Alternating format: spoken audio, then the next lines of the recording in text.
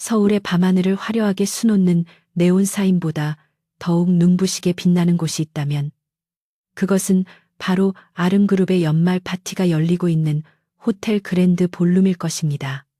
수백 명의 임직원들이 최고급 턱시도와 드레스를 입고 샴페인 잔을 부딪히며 웃음꽃을 피우고 있었지만 그 화려한 겉모습 아래에는 치열한 권력 다툼과 시기 질투가 용암처럼 끓어오르고 있다는 사실을 모르는 사람은 아무도 없었습니다. 거대한 크리스털 샹들리에 아래에서 오케스트라가 연주하는 왈츠 선율이 흐르고 있었지만 그 음악조차도 이곳을 지배하는 팽팽한 긴장감을 완전히 덮을 수는 없었으며 특히 행사장 정중앙에 위치한 메인 테이블 주변에는 마치 보이지 않는 결계가 처진 듯 서늘한 기운이 감돌고 있어 누구도 쉽게 다가가지 못했습니다. 그 서늘한 중심에는 아름그룹의 젊은 총수 강민혁이 서 있었는데 그는 마치 조각상처럼 완벽한 외모를 지녔으나 그 눈빛은 북극의 빙하보다도 차가워 주위 사람들을 압도했습니다.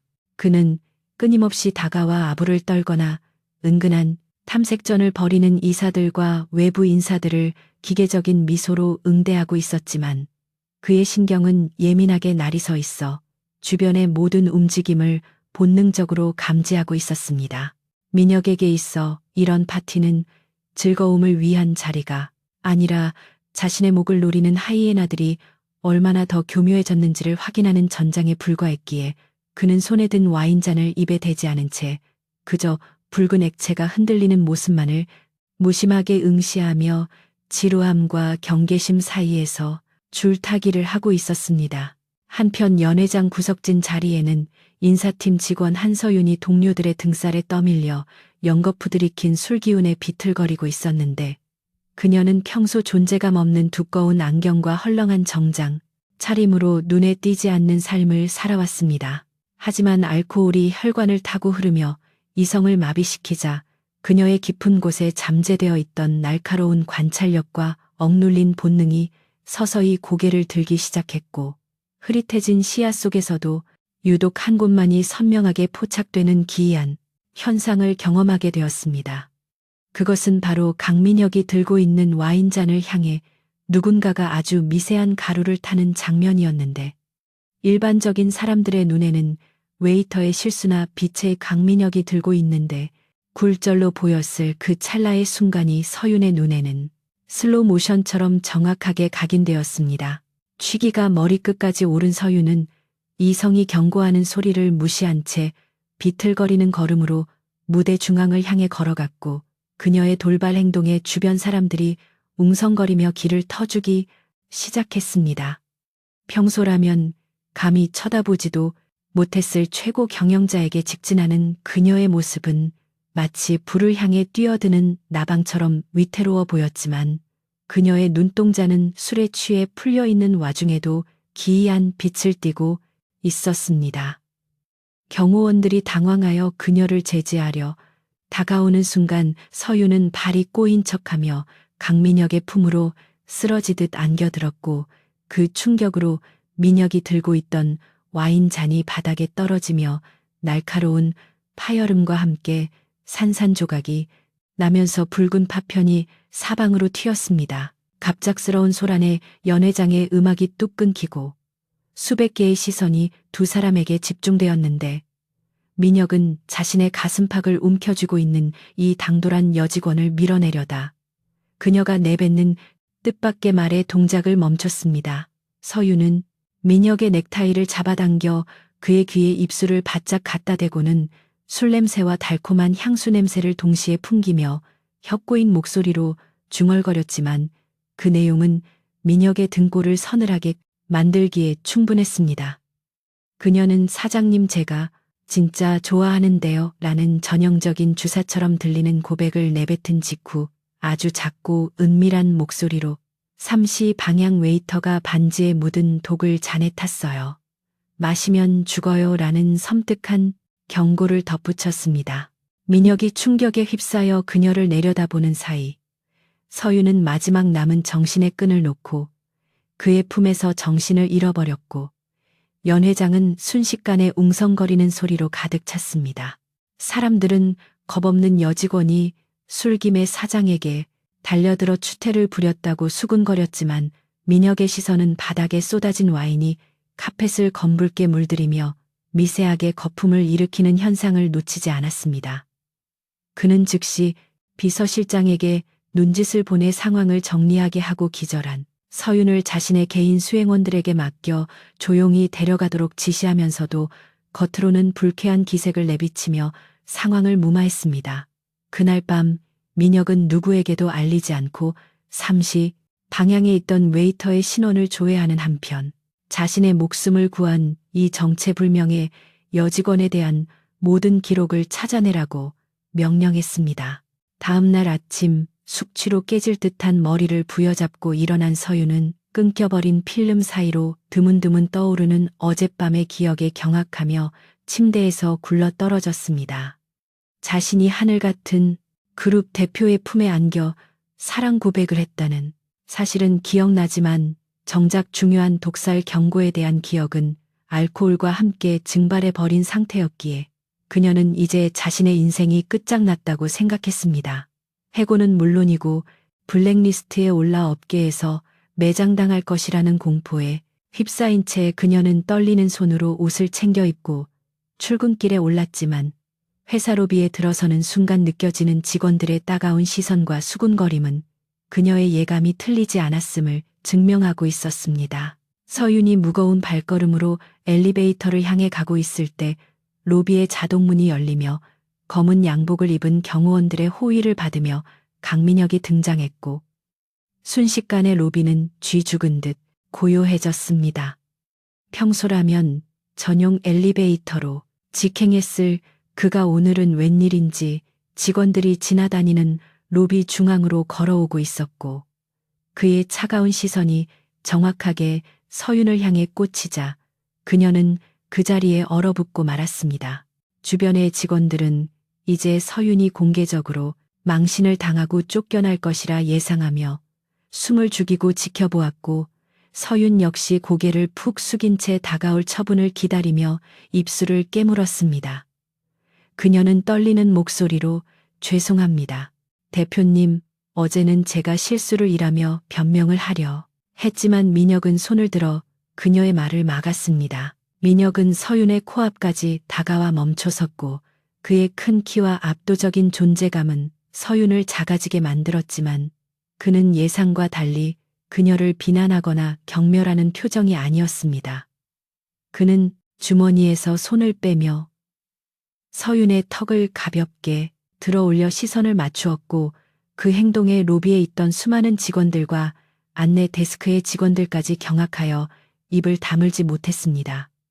민혁은 서윤의 눈동자 깊은 곳을 응시하며 어젯밤 그녀가 보여준 그 찰나의 날카로움을 찾으려는 듯 잠시 침묵하다가 이내 로비 전체에 울려 퍼질 만큼 명확하고 단호한 목소리로 입을 열었습니다. 그의 입에서 나온 말은 서윤뿐만 아니라 그 자리에 있던 모든 사람들의 귀를 의심하게 만들 만큼 충격적인 내용이었습니다. 어젯밤 일은 실수가 아니었어. 한서윤 씨 책임져야지. 민혁의 말에 서윤은 눈을 동그랗게 뜨고 멍하니 그를 쳐다보았지만 그는 아랑곳하지 않고 말을 이었습니다. 나는 내 사람을 함부로 내치지 않아. 특히 내 목숨을 쥐고 흔든 사람이라면 더더욱 말이야. 주변 사람들은 이 말을 로맨틱한 고백으로 받아들이고 웅성거리기 시작했지만 서윤만은 그의 말 속에 숨겨진 뼈있는 의미를 본능적으로 감지하고 등골이 오싹해짐을 느꼈습니다. 민혁은 멍에 있는 서윤을 향해 삼기를 박듯 선언했습니다. 오늘부로 한서윤 사원은 내 직속 비서관이자 공식적인 약혼녀로서 내 곁에 있게 될 겁니다. 거절은 받지 않겠습니다. 로비는 마치 폭탄이 터진 듯한 침묵에 휩싸였고 민혁은 대답할 틈도 주지 않고 서윤의 손목을 잡아채어 자신의 옆으로 끌어당겼습니다. 이것은 단순한 신데렐라 스토리가 아니라 거대한 음모와 죽음의 위협 속으로 그녀를 끌어들이는 악마의 계약과도 같은 선언이었습니다. 민혁의 손에서 느껴지는 강한 악력은 그녀가 도망칠 수 없음을 암시하고 있었고, 서유는 얼떨결에 그에게 끌려가면서도 자신의 평범했던 일상이 산산조각 났음을 직감했습니다. 엘리베이터 문이 닫히며 두 사람의 모습이 사라지자 로비는 그제야 비명을 지르듯 터져 나오는 경악의 목소리들로 가득 찼지만 닫힌 문 뒤의 공간에는 숨 막히는 긴장감만이 감돌고 있었습니다. 엘리베이터의 문이 닫히고 금속성의 차가운 밀실에 두 사람만이 남겨지자 방금 전까지 로비를 가득 채웠던 소란스러운 공기는 순식간에 진공 상태처럼 무겁게 내려앉았습니다. 강민혁은 닫힌 문을 등지고 서윤의 손목을 잡고 있던 손을 거칠게 놓아버렸는데 그 동작에는 조금 전의 다정함이나 로맨틱한 기류는 온데간데 없고 오직 냉혹한 비즈니스맨의 건조함만이 남아 있었습니다. 서윤은 얼얼해진 손목을 감싸 쥐며 뒤로 한 걸음 물러섰지만 초고속으로 상승하는 엘리베이터 안에서 도망칠 곳은 어디에도 없었고 투명한 유리벽 너머로 멀어지는 서울의 풍경만이 그녀의 아찔한 현기증을 가중시킬 뿐이었습니다. 민혁은 넥타이를 느슨하게 풀며 서윤에게 눈길조차 주지 않은 채 앞만 보고 서 있었지만 그의 등 뒤로 뿜어져 나오는 위압감은 마치 거대한 맹수가 사냥감을 앞에 두고 잠시 숨을 고르는 듯한 살기를 품고 있어 서윤은 숨소리조차 크게 낼 수 없었습니다. 최상층에 도착하여 육중한 대표이사 집무실 문이 열리자 그곳은 마치 하나의 거대한 요새처럼 꾸며져 있었는데 바닥부터 천장까지 이어진 통유리창으로는 서울 시내가 한눈에 내려다 보였지만 실내는 온통 무채색의 차가운 가구들로 채워져 있어 사람의 온기라고는 찾아볼 수 없었습니다. 민혁은 자신의 책상으로 성큼성큼 걸어가 서랍에서 두툼한 서류 봉투 하나를 꺼내어 책상 위에 던지듯 올려놓았고 묵직한 소리가 정막을 깨트리며 서윤의 심장을 덜컥 내려앉게 만들었습니다. 그는 가죽 의자에 깊숙이 몸을 파묻으며 다리를 꼬고 앉아 서윤을 향해 턱짓으로 앞자리를 가리켰는데 그 오만한 태도는 그녀를 인격체가 아닌 분석해야 할 데이터 조각처럼 취급하는 듯했습니다. 서윤은 주저하며 그가 가리키는 의자에 조심스럽게 앉았고 마른 침을 삼키며 도대체 무슨 말을 해야 할지 머릿속으로 수만 가지 변명을 떠올리고 있었지만 민혁의 입에서 나온 첫마디는 그녀의 예상을 완전히 빗나간 것이었습니다. 연기는 그만하고 본론으로 들어가지. 한서윤 씨 아니면 코드네임으로 불러줘야 하나. 민혁의 나직한 목소리는 비수처럼 날아와 서윤의 가슴에 꽂혔고 그녀는 반사적으로 고개를 들어 그의 눈을 바라보았지만 그곳에는 이미 모든 것을 간파하고 있다는 확신이 서려 있었습니다. 서윤은 짐짓 당황한 표정을 지으며 무슨 말씀을 하시는지 모르겠습니다. 저는 그냥 평범한 인사팀 직원일 뿐입니다라고 대답했지만 민혁은 비웃음 섞인 미소를 지으며 책상 위의 서류 봉투를 그녀 앞으로 밀었습니다. 봉투 안에는 어젯밤 파티장에서 깨진 와인잔의 파편을 분석한 국립과학수사연구원의 독극물 검사 결과지와 함께 서윤의 과거 행적을 조사한 낡은 기록들이 어지럽게 흩어져 나왔는데 그 중에는 그녀가 필사적으로 지우려 했던 과거의 흔적들이 적나라하게 담겨 있었습니다. 이건 리신이라는 독극물이야. 아주 미량으로도 성인 남성을 몇 시간 안에 심장마비로 위장해 죽일 수 있는 물건이지. 냄새도 색깔도 없어서 전문가가 아니면 절대 알아챌 수 없어. 민혁은 차가운 어조로 설명을 이어가며 서윤을 압박했습니다. 그는 자리에서 일어나 천천히 서윤의 뒤로 걸어가며 그녀의 어깨에 손을 올렸고 서윤의 몸이 미세하게 경직되는 것을 느끼며 귓가에 속삭였습니다. 평범한 인사팀 직원이 술에 취해서 30m 밖에 웨이터가 반지에 묻힌 무색무취의 독을 와인잔에 타는 걸 목격했다. 이건 시력의 문제가 아니야. 훈련받은 자의 직감이지 안 그래. 그의 말은 추측이 아니라 확신에 차 있었고 서유는 더 이상 어설픈 연기로 그를 속일 수 없다는 사실을 깨닫고 천천히 호흡을 가다듬으며 눈빛을 바꾸기 시작했습니다. 서윤이 안경을 벗어 책상 위에 내려놓자 렌즈 뒤에 숨겨져 있던 날카롭고 서늘한 눈매가 드러났고 그녀의 전체적인 분위기는 순식간에 소심한 여직원에서 냉철한 전문가의 그것으로 돌변했습니다. 그녀는 고개를 돌려 민혁을 똑바로 응시하며 낮고 침착한 목소리로 물었습니다. 제 뒷조사를 하셨군요. 불법 사찰 아닌가요? 대표님, 그녀의 태도 변화에 민혁은 오히려 만족스러운 듯 입꼬리를 올리며 다시 자신의 자리로 돌아가 앉았습니다. 불법이라니, 섭섭하군. 내 생명의 은인에 대해 알아보는 건 당연한 예의 아닌가. 게다가 자네의 이력서에는 설명되지 않는 공백기가 3년이나 있더군. 해외 유학이라고 적혀 있지만 출입국 기록은 조작되었고 그 기간 동안 자네는 지도상에 존재하지 않는 훈련소에 있었겠지. 민혁은 서랍에서 또 다른 서류 한 장을 꺼내 서윤의 앞에 내밀었는데 그것은 바로 고용 계약서가 아닌 혼인신고서 양식과 기밀 유지 서약서가 결합된 기이한 형태의 문서였습니다.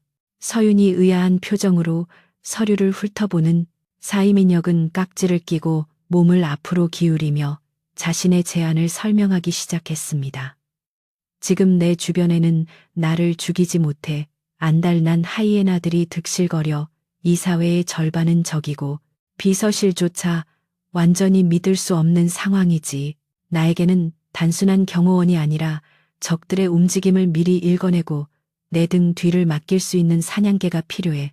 그리고 자네는 어제 그 능력을 증명했고 민혁의 눈빛은 절박함과 야망이 뒤섞여 기이하게 번들거렸습니다.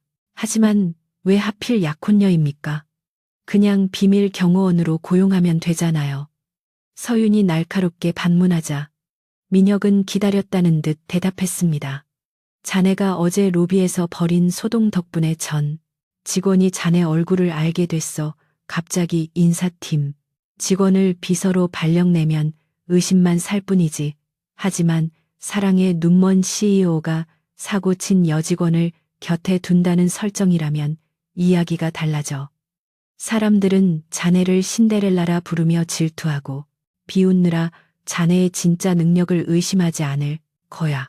그게 바로 내가 원하는 위장막이고 민혁의 논리는 빈틈이 없었고 서유는 자신이 어젯밤 술김에 저지른 실수가 그에게 완벽한 명분을 제공했다는 사실에 혀를 찼습니다. 서유는 잠시 침묵하며 상황을 계산했는데 그녀가 과거의 조직에서 탈출해 평범한 삶을 살고자 했던 노력은 이미 물거품이 되었고 민혁의 제안을 거절한다면 그는 그녀의 위조된 신분을 세상에 폭로하여 다시금 쫓기는 신세로 만들 것이 분명했습니다. 반대로 이 위험한 제안을 받아들인다면 그녀는 대한민국 최고 재벌가의 권력을 방패 삼아 과거의 추적자들로부터 자신을 보호할 수 있는 기회를 얻게 되는 셈이었습니다. 이것은 단순한 고용관계가 아니라 서로의 약점을 쥐고 생존을 도모하는 공생관계이자 언제든 서로를 물어뜯을 수 있는 위험한 도박이었습니다. 서유는 깊은 한숨을 내쉬며 민혁을 향해 물었습니다. 계약 기간은 언제까지입니까? 그리고 제 안전은 확실히 보장되는 겁니까? 민혁은 서윤의 질문에 확신에 찬 목소리로 대답했습니다. 놈들을 전부 잡아내고 내 자리가 안전해질 때까지 길어야 1년이야. 그동안 자네는 내 펜트하우스에서 지내며 24시간 내 곁에 있어야 해. 물론 자네의 신분 세탁과 과거 기록 삭제는 내가 책임지지. 보수는 자네가 상상하는 그 이상일 거고. 그는 만년필을 꺼내 서윤에게 건넸고 서윤은 잠시 망설이다가 만년필을 받아들었습니다. 차가운 금속의 감촉이 손끝에 전해지며 그녀는 다시금 피 튀기는 전장으로 돌아간다는 사실을 실감했고 이제는 더 이상 물러설 곳이 없음을 뼈저리게 느꼈습니다. 그녀가 서류에 서명하는 순간 사각거리는 펜 소리만이 적막한 사무실을 채웠고 그것은 두 사람의 운명을 참에는 쇠사슬 소리처럼 들렸습니다. 서명을 마친 서윤이 서류를 밀어놓자 민혁은 만족스러운 듯 서류를 챙겨 금고에 넣으며 말했습니다. 환영의 한서윤, 아니, 이제는 내 약혼녀라고 불러야겠군. 지금부터 자네의 임무는 간단해 멍청하고 사랑에 빠진 여자 연기를 하면서 내 주변의 쥐새끼들을 찾아내는 거야. 그가 인터폰을 누르자 곧이어 비서실장이 들어왔고 민혁은 아무렇지 않은 표정으로 지시를 내렸습니다. 한서윤 씨 짐을 챙겨서 내 차로 옮기세요. 오늘부터 내 집에서 지낼 겁니다. 그리고 홍보실에 연락해서 약혼 기사를 공식적으로 배포하도록. 비서실장은 경악을 금치 못했지만 민혁의 서슬퍼런 눈빛에 눌려 황급히 고개를 숙이고 나갔습니다. 서윤은 자리에서 일어나며 다시 안경을 썼고 그녀의 눈빛은 다시금 어리숙한 인사팀 직원으로 돌아와 있었지만 안경 너머의 눈동자는 차갑게 빛나고 있었습니다. 그녀는 민혁을 향해 고개를 숙여 보이며 완벽한 연기 톤으로 말했습니다. 잘 부탁드립니다. 민혁 씨, 아니 대표님. 하지만 명심하세요. 제가 당신을 지키는 건 계약 때문이지 당신을 믿어서가 아니라는 걸. 그녀의 당돌한 경고에 민혁은 흥미롭다는 표정을 지으며 자리에서 일어나 그녀에게 다가갔습니다. 그는 서윤의 귓가에 입술을 대고 낮게 속삭였습니다. 나도 마찬가지야. 날 실망시키지 마. 만약 자네가 놈들과 한패라는 게 밝혀지면 그 독이 든 와인은 자네가 마시게 될 거야. 두 사람은 서로를 노려보며 팽팽한 기싸움을 벌였고 그들 사이에는 로맨틱한 감정 대신 살벌한 긴장감과 기묘한 동질감이 흐르고 있었습니다. 그때 사무실 문이 거칠게 열리며 중년의 남자가 수행원들을 대동하고 들이닥쳤는데 그는 바로 민혁의 숙부이자 그룹의 2인자인 최무성 전무였습니다. 그는 얼굴이 붉게 상기된 채 민혁을 향해 삿대질을 하며 고함을 질렀습니다. 강 대표 이게 무슨 미친 짓이야. 어디 근본도 없는 계집애를 약혼녀라니 이사회를 무시해도 유분수지 당장 취소해. 최 전무의 등장은 예고된 폭풍의 서막과도 같았고 서윤은 본능적으로 그의 뒤에 서 있는 수행원들의 품속에 숨겨진 무기의 형상을 스캔했습니다. 민혁은 눈 하나 깜짝하지 않고 최 전무를 바라보며 싸늘한 미소를 지었고 서윤의 어깨를 감싸 안으며 보란듯이 다정한 연기를 시작했습니다. 삼촌 오셨어요. 인사하시죠. 제 약혼녀 한서윤입니다. 앞으로 자주 보게 될 테니 얼굴 익혀두세요. 민혁의 도발에 최 전무는 기가 막힌다는 듯 헛웃음을 터뜨리며 서윤을 위아래로 훑어보았는데 그의 눈빛에는 노골적인 경멸과 사리가 담겨 있었습니다. 서윤은 짐짓 겁먹은 척 민혁의 뒤로 숨으면서도 최 전무의 손가락에 끼워진 반지가 어제 파티장에서 보았던 웨이터의 것과 같은 문양이 새겨져 있음을 놓치지 않았습니다. 이것은 단순한 가족 간의 다툼이 아니라 거대한 암흑 세력과의 전쟁이 시작되었음을 알리는 신호탄이었습니다. 최 전무가 분을 사귀지 못하고 돌아간 후 민혁은 서윤에게서 떨어지며 넥타이를 거칠게 풀어헤쳤고 피곤한 기색을 내비쳤습니다. 보았지, 저게 내 가족이라는 작자들이야. 시작부터 요란하군. 서윤은 안경을 고쳤으며 차분하게 말했습니다. 최 전무님의 반지 어제 그 웨이터가 끼고 있던 것과 같은 문양이더군요. 우연치고는 너무 정교하던데요. 그녀의 말에 민혁의 동작이 멈췄고 그는 천천히 고개를 돌려 서윤을 바라보았습니다. 그의 눈에는 놀라움과 함께 처음으로 서윤에 대한 진정한 인정의 빛이 스치고 지나갔습니다. 예상보다 더 쓸만하군. 그래, 그자는 내 아버지를 몰아내고 이 회사를 차지하려는 늙은 늑대야. 하지만 증거가 없어서 건드리지 못하고 있었지. 이제 목표는 명확해졌고 두 사람은 공동의 적을 확인하며 비로소 진정한 파트너로서의 첫 발을 내딛게 되었습니다. 민혁은 책상 위에 인터폰을 눌러 차량 대기를 지시했고 서윤에게 다가가 손을 내밀었습니다. 가자 집으로. 전장은 회사뿐만이 아니니까. 서유는 잠시 그의 손을 바라보다가 망설임 없이 그 손을 잡았고 민혁의 크고 거친 손바닥에서 전해지는 온기는 차가웠던 사무실 공기와는 달리 기묘한 안정감을 주었습니다.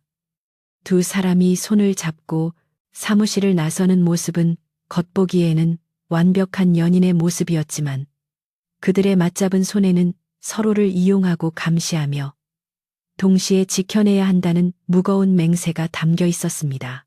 엘리베이터가 다시 1층으로 내려가는 동안 두 사람은 아무 말도 하지 않았지만 유리 벽에 비친 그들의 모습은 이미 운명 공동체가 되어 거대한 소용돌이 속으로 함께 빨려 들어가고 있었습니다. 아름그룹의 본사 건물은 겉보기에 평온한 아침을 맞이한 듯했지만 그 내부의 공기는 마치 폭풍전야의 바다처럼 위태롭게 일렁이고 있었는데 이는 강민혁 대표가 전 직원 앞에서 파격적인 약혼 발표를 한 지 불과 며칠이 지나지 않았기 때문이었습니다.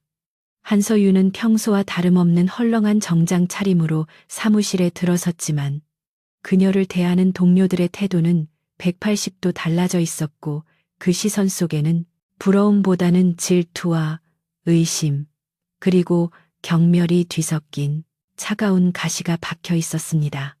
여직원들은 휴게실에 모여 서윤이 어떤 술수를 써서 대표를 홀렸는지에 대해 적나라하게 뒷담화를 나누었고 남자 직원들은 그녀가 곧 버려질 것이라며 내기를 걸기도 했지만 서윤은 이 모든 소음을 철저히 무시한 채 자신의 자리에 앉아 묵묵히 업무를 시작했습니다. 그녀에게 있어 이런 유치한 괴롭힘은 과거 작전 지역에서 겪었던 생사를 오가는 위협에 비하면 어린아이의 장난 수준에 불과했기에 그녀는 오히려 이 상황을 즐기듯 짐짓 더 어리숙하고 당황한 척 연기하며 주변의 경계심을 허물어뜨리는 데 집중했습니다. 대표이사 집무실의 대형 모니터를 통해 사무실 내부의 CCTV 화면을 지켜보고 있던 강민혁은 서윤의 태연한 대처 능력에 내심 감탄하면서도 한편으로는 불안감을 떨칠 수 없었는데 그것은 그녀가 감당해야 할 적들이 단순히 사내의 질투심 많은 직원들 뿐만이 아니라는 사실을 누구보다 잘 알고 있었기 때문이었습니다. 그는 손가락으로 책상을 톡톡 두드리며 생각에 잠겼는데 오늘 오후에 예정된 유럽 최대의 방산기업인 티탄그룹과의 합작 투자 조인식은 그의 경영 능력을 입증할 결정적인 무대였기에 그 어떤 실수도 용납될 수 없었습니다. 그러나 민혁의 직감은 어딘가에서 불길한 징조를 감지하고 있었고 그의 예상대로 최무성 전무라인의 핵심 인물인 기획팀 박 부장이 서류 가방을 꽉 쥐고 불안한 눈빛으로 회의실 주변을 서성이는 모습이 화면 구석에 포착되자 민혁의 눈매가 날카롭게 좁혀졌습니다.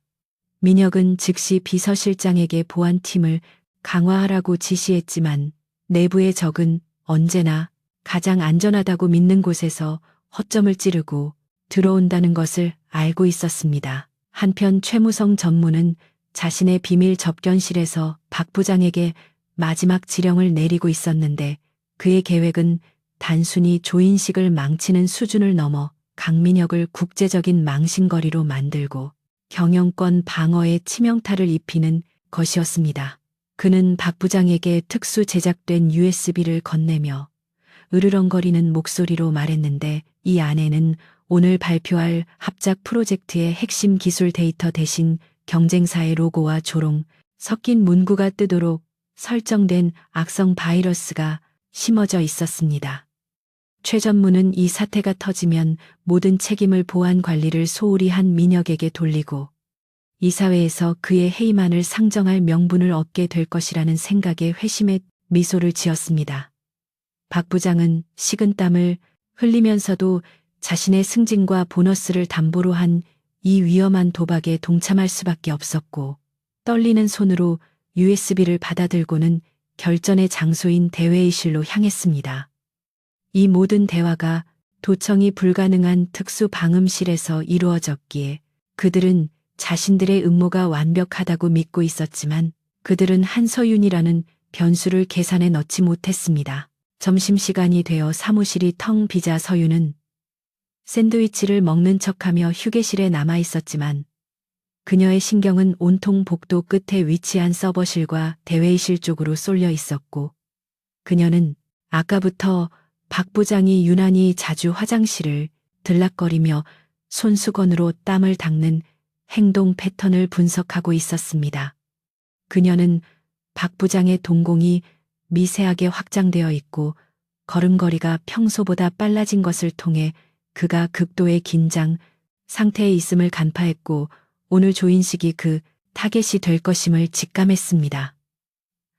서윤은 먹다 남은 샌드위치를 내려놓고 안경을 고쳤으며 자리에서 일어났는데 그녀의 발걸음은 소리를 내지 않는 특수 보법으로 바뀌어 있었고 순식간에 복도의 사각지대로 몸을 숨기며 박 부장의 뒤를 밟기 시작했습니다.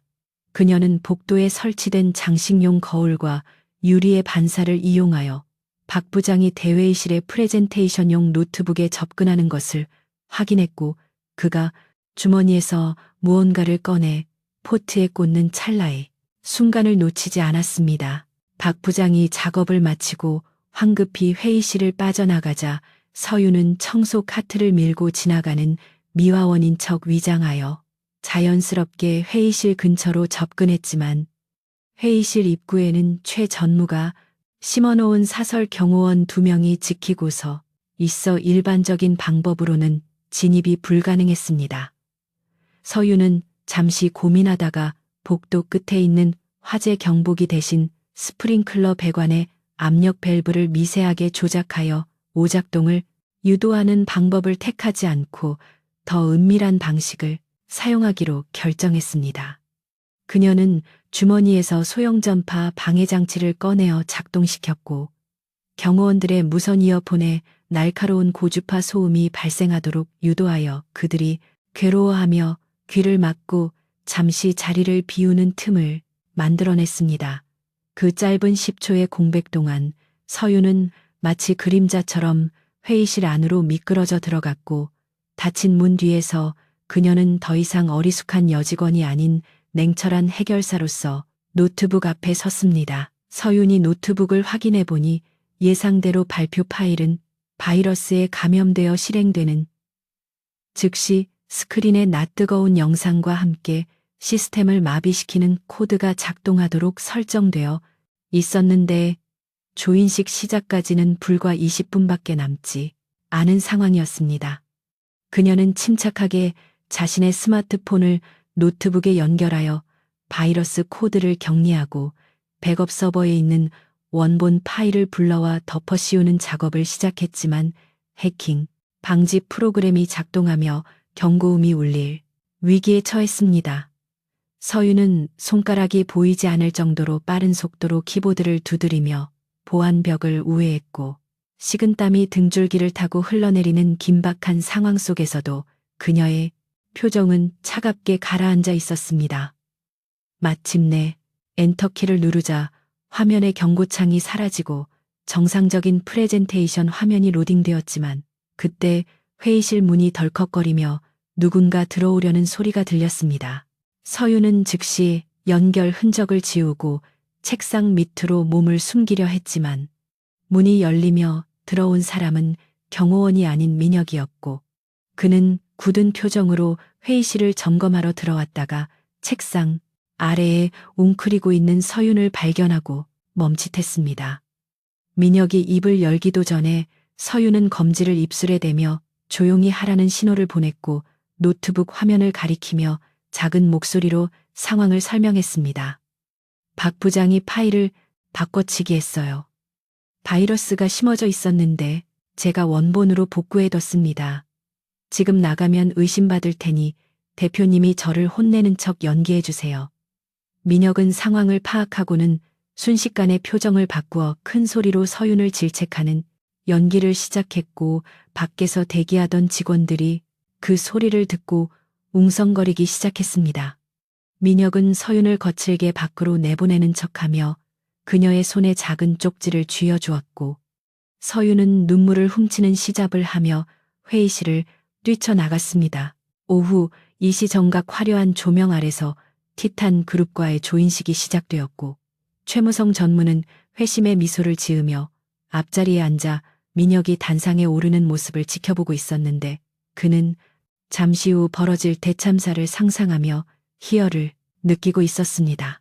민혁은 말끔한 수트 차림으로 단상에 올라 자신감 넘치는 표정으로 프레젠테이션을 시작했고 최 전무는 속으로 카운트다운을 세며 스크린이 붉게 변하기만을 기다렸습니다.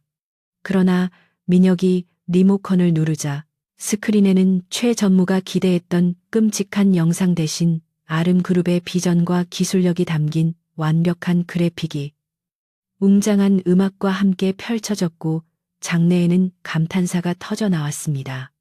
최 전무의 얼굴은 순식간에 사색이 되어 굳어졌고 그는 당황하여 박 부장을 돌아보았지만 박 부장 역시 귀신에 홀린 듯한 표정으로 입을 다물지 못하고 있었습니다. 민혁은 연설 도중 최 전무 쪽을 바라보며 승리자의 여유가 담긴 서늘한 미소를 보냈고 그 눈빛은 네가 무슨 짓을 했는지 다 알고 있다는 무언의 경고였습니다. 조인식이 성공적으로 마무리되고 티탄그룹 회장이 민혁의 손을 잡으며 극찬을 아끼지 않는 동안 서유는 행사장 구석의 그림자에 숨어 이 모든 광경을 지켜보고 있었는데 그녀의 임무는 아직 끝나지 않았습니다. 그녀는 박 부장이 혼란스러운 틈을 타 행사장을 빠져나가 비상계단으로 향하는 것을 목격했고 그가 증거 인멸을 위해 누군가와 통화를 시도하려는 것을 직감하고 조용히 뒤를 따랐습니다. 비상계단 층계참에서 박 부장은 최 전무에게 전화를 걸어 변명을 늘어놓으려 했지만 통화가 연결되기도 전에 서윤이 그의 뒤에서 나타나 휴대폰을 낚아챘습니다. 박 부장이 소스라치게 놀라 뒤를 돌아보자 서윤은 차가운 표정으로 휴대폰의 녹음 기능을 켜고 박 부장의 멱살을 잡아 벽으로 밀어붙였습니다. 지금부터 당신이 살 길은 단 하나뿐이야.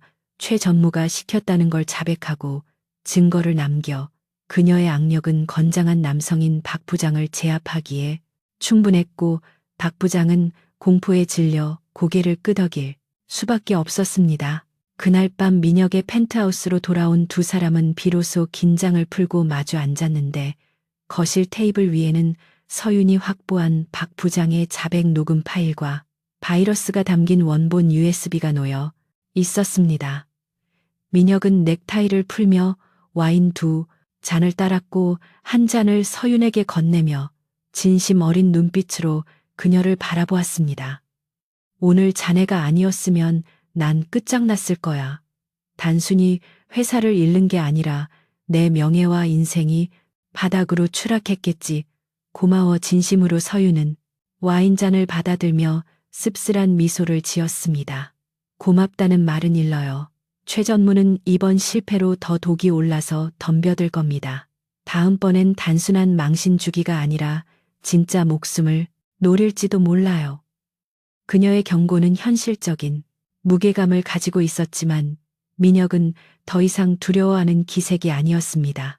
민혁은 자리에서 일어나 서윤의 옆으로 다가와 앉았고 그녀의 손에 들린 와인잔을 테이블에 내려놓게 한 뒤 그녀의 손을 부드럽게 감싸 쥐었습니다. 나도 알아. 그러니까 더더욱 자네가 필요해. 오늘 자네가 보여준 능력은 내가 상상했던 것 이상이었어. 이제 우리는 단순한 계약 관계가 아니야. 생사를 함께하는 파트너이지. 민혁의 눈빛은 뜨겁게 빛나고 있었고 서윤은 그의 진지한 태도에 가슴 한구석이 묘하게 울렁거리는 것을 느꼈습니다. 두 사람 사이에는 팽팽한 긴장감과 함께 서로에 대한 신뢰가 싹트기 시작했고 창밖으로 보이는 서울의 야경은 마치 그들의 앞날처럼 화려하면서도 위태롭게 빛나고 있었습니다. 민혁은 서윤의 손등에 가볍게 입을 맞추며 낮게 속삭였습니다. 내일은 놈들에게 우리가 받은 선물을 돌려줄 차례야. 준비됐나? 서윤은 그의 눈을 똑바로 바라보며 고개를 끄덕였고 그들의 밤은 이제 막 시작되고 있었습니다. 서울의 밤이 가장 화려하게 타오르는 시간. 거대한 돔 형태의 천장을 가진 제국 호텔의 그랜드 볼룸에서는 국내 정재계 인사들이 총출동하는 자선 파티가 열리고 있었는데, 겉으로는 난치병 어린이를 돕는다는 숭고한 명분을 내세우고 있었지만 실상은 검은 돈을 세탁하고 은밀한 청탁이 오가는 추악한 비즈니스의 장이라는 것을 모르는 이는 아무도 없었습니다. 행사장 입구부터 깔린 붉은 카펫 위로는 수천만 원을 호가하는 드레스와 턱시도를 입은 사람들이 끊임없이 입장하며 카메라 플래시 세례를 받고 있었고, 그들의 얼굴에 걸린 가식적인 미소는 마치 잘 만들어진 가면처럼 정교해 보였습니다. 강민혁은 리무진 뒷좌석에 앉아 차창 밖으로 스쳐 지나가는 화려한 불빛들을 응시하며 넥타이를 매만지고 있었는데, 오늘 밤 최무성 전무가 파놓은 함정이 도사리고 있음을 알기에 그의 신경은 날카롭게 곤두서 있었고, 옆자리에 앉은 한서윤에게서 느껴지는 침묵의 무게가 그를 더욱 긴장하게 만들었습니다. 차문이 열리고 민혁이 먼저 내려 손을 내밀자 드디어 한서윤이 모습을 드러냈는데, 그녀의 등장은 그 자리에 있던 기자들과 구경꾼들의 탄성을 자아내기에 충분할 만큼 파격적이고 매혹적이었습니다. 평소의 수수한 정장과 두꺼운 안경을 벗어던진 서윤은 어깨선이 과감하게 드러나는 짙은 와인색 롱 드레스를 입고 있었는데, 몸에 딱 붙는 실루엣은 그녀의 탄탄한 몸매를 완벽하게 보여주었고, 깊게 파인 옆트임 사이로 걸을 때마다 언뜻 비치는 각선미는 치명적인 아름다움을 발산하고 있었습니다. 하지만 민혁의 눈에는 그녀의 아름다움보다 드레스의 허벅지 안쪽에 숨겨져 있을 소형 단검과 가터벨트에 고정된 얇은 와이어 같은 무기들이 먼저 떠올랐고, 그녀가 이 화려한 치장을 전투복처럼 여기고 있다는 사실에 가슴 한구석이 묵직해짐을 느꼈습니다. 서윤은 민혁의 팔짱을 끼며 우아하게 미소 지었지만 그녀의 눈동자는 이미 사냥감을 탐색하는 맹수처럼 주변의 모든 동태를 살피고 있었습니다. 두 사람이 연회장에 들어서자 장내의 소음이 잠시 잦아들었다가 다시 웅성거림으로 바뀌었는데, 이는 최근 세간의 화제를 모은 재벌 3세와 신데렐라 약혼녀의 등장이 사람들의 호기심을 자극했기 때문이었습니다. 사람들은 서윤의 달라진 모습에 놀라움을 감추지 못하며 수군거렸지만, 서윤은 그들의 시선을 전혀 의식하지 않은 채 민혁에게 몸을 밀착하고 귓가에 낮은 목소리로 상황을 보고했습니다. 9시 방향 기둥 뒤에 수상한 남자 2명, 그리고 2층 난간 쪽에 이어폰을 낀 웨이터가 있습니다. 일반 경호원 같지는 않군요. 민혁은 미소를 유지한 채 고개를 끄덕이며 그녀의 손등을 다정하게 쓰다듬는 척했고, 남들이 보기에는 사랑에 빠진 연인의 미러처럼 보였을 그들의 대화는 생사를 오가는 정보를 교환하는 긴박한 통신이었습니다. 연회장 중앙에는 최무성 전무가 샴페인 잔을 들고 거만한 표정으로 서 있었는데, 그는 민혁과 서윤이 다가오자 짐짓 반가운 척하며 과장된 몸짓으로 그들을 맞이했습니다. 오, 우리 조카님 오셨는가? 그리고 오늘의 주인공인 예비 신부님도 정말 눈부시게 아름답군요. 최 전무의 칭찬 뒤에는 비릿한 사리가 숨겨져 있었고, 서윤은 그가 악수를 청하며 내민 손바닥 굳은 살의 위치를 보고 그가 최근까지도 총기를 다루었음을 본능적으로 감지했습니다. 민혁은 최 전무의 손을 맞잡으며 싸늘하게 대꾸했습니다. 칭찬 감사합니다. 삼촌하지만 오늘 밤은 주인공이 바뀌지 않도록 조심하셔야 할 겁니다. 너무 화려한 조명은 눈을 멀게 하니까요. 두 사람 사이에 오가는 팽팽한 기싸움의 주변. 공기가 서늘해졌지만 최 전무는 여유로운 웃음을 터뜨리며 그저 즐기라는 듯한 모호한 말을 남기고 자리를 떴습니다. 오케스트라의 연주가 왈츠로 바뀌고 사회자가 댄스 타임을 알리자 민혁은 서윤의 허리를 감싸 안고 플로어 중앙으로 이끌었는데, 수많은 커플들이 춤을 추고 있었지만 그들의 움직임은 유독 눈에 띄게 우아하면서도 절도 있었습니다. 민혁의 리드에 맞춰 서윤이 빙글 돌 때마다 드레스 자락이 꽃잎처럼 펼쳐졌고 두 사람의 시선은 허공에서 얽히며 묘한 긴장감을 자아냈지만 그들의 대화는 낭만과는 거리가 멀었습니다. 놈들이 움직이기 시작했습니다. 2층 테라스 쪽 커튼이 흔들렸어요. 저격수일 가능성이 큽니다. 서윤의 속삭임에 민혁은 그녀를 더욱 강하게 끌어당기며 회전했고 그 순간 샹들리에의 불빛이 번쩍이며 서윤의 눈에 비친 불안감을 비추었습니다. 지금 여기서 쏘지는 못할 거야. 사람이 너무 많아. 분명 다른 방법을 쓸 텐데. 민혁의 말이 끝나기도 전에 갑자기 연회장의 조명이 일제히 꺼지며 암흑이 찾아왔습니다. 어둠과 함께 여가들의 비명소리가 터져 나오며 연회장은 순식간에 아수라장으로 변했고 사람들은 출구를 찾아 우왕좌왕하며 서로를 밀치기 시작했습니다. 그 혼란의 틈을 타 어둠 속에서 소음기가 장착된 총기 특유의 픽픽 하는 파열음이 들려왔고 민혁은 본능적으로 몸을 숙이려 했지만 서윤이 그보다 한 발 빨랐습니다. 그녀는 민혁의 목덜미를 낚아채 바닥으로 넘어뜨리며 동시에 자신의 드레스, 자락을 찢어 움직임을 자유롭게 만들었고 그들이 서 있던 자리의 대리석 기둥에는 총알이 박히며 불꽃이 튀었습니다. 엎드리세요. 놈들이 열 감지 고글을 쓰고 있을 겁니다. 서윤은 민혁을 테이블 밑으로 밀어 넣은 뒤 하이힐을 벗어던지고 맨발로 바닥을 차며 어둠 속으로 몸을 날렸는데 그녀의 움직임은 훈련받은 암살자보다 더 빠르고 은밀했습니다.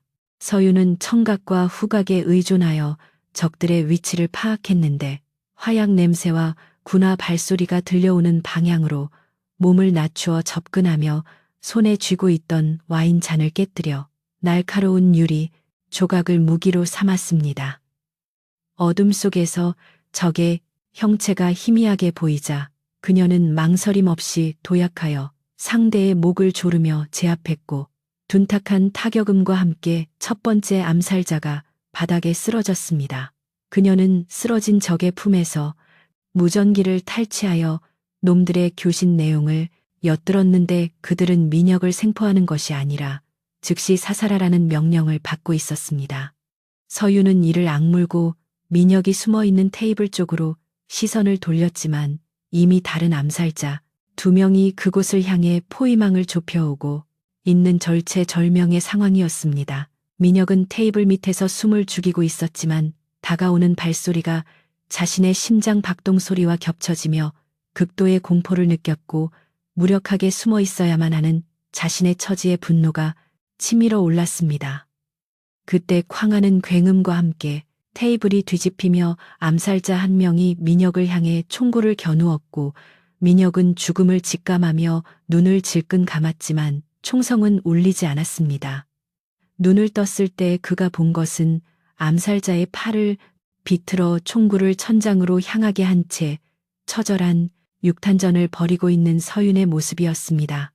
그녀는 가래픈 체구에서 나온다고는 믿기 힘든 괴력으로 거구의 남자를 업어치기로 바닥에 내동댕이 쳤고 쓰러진 남자가 다시 일어나려 하자 드레스 속에 숨겨두었던 얇은 와이어를 꺼내 순식간에 상대를 제압했습니다. 상황이 종료되는 듯 했으나 2층 난간에서 또 다른 저격수가 민혁을 조준하고 있다는 것을 감지한 서윤은 민혁을 밀쳐내며 자신의 몸을 방패처럼 날렸고 날카로운 총성이 다시 한번 연회장을 울렸습니다.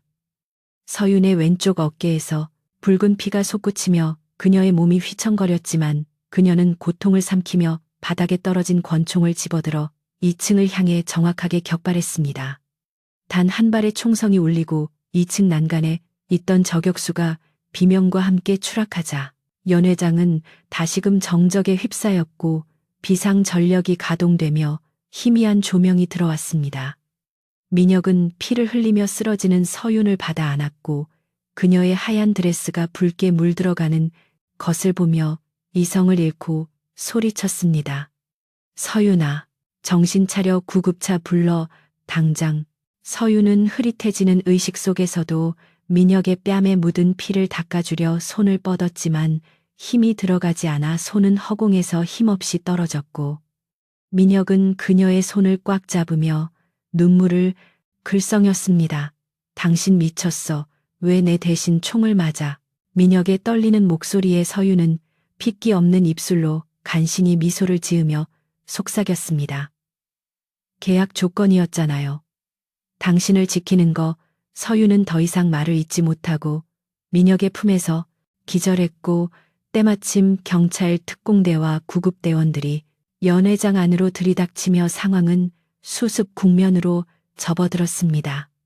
민혁은 서윤을 안아들고 구급차를 향해 달리며 멀리서 이 광경을 지켜보고 있을 최무성 전무를 향해 끓어오르는 분노와 복수심을 되새겼습니다.